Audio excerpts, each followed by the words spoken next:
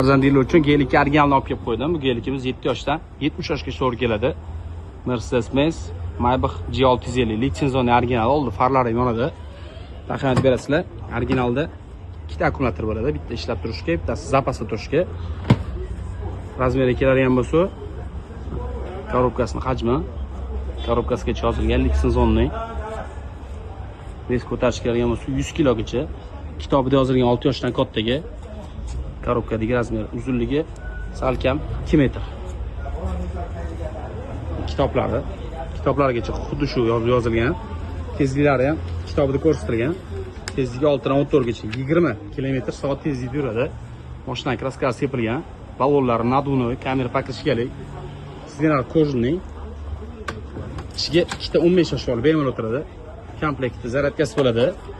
Akkumulyatorni отдельно zaryadga qo'yishga gnezdosi ham bo'ladi. Ikki tomon stenasi oldiga yorqin bo'ladi. Salon qismi. Bu mashinamiz pult orqali boshqarib bo'lmaydi. Ruchnoylari ham bo'ladi. Bolani o'zi haydaydi. Mustaqil. Monitorlargacha planshet, sensorlar hammasi ishlaydi. Kalt zavod bo'ladi. Zapas kaltigacha skorochlar chakdi. Tormoz pedal. Ikkita mashina yon tomon katta ochiladi. Bu yondan ko'rinishi. Orqadan ko'rinishi. Orqa bagajlargacha ochiladi. Razmerini o'zi uchun munosib bo'ladi. Kichkina gelikimiz bilan solishtirib, kim shunaqa original mashinaga kerak, pastomga murojaat qilasiz, Dastavka O'zbekiston bo'ylab bepul.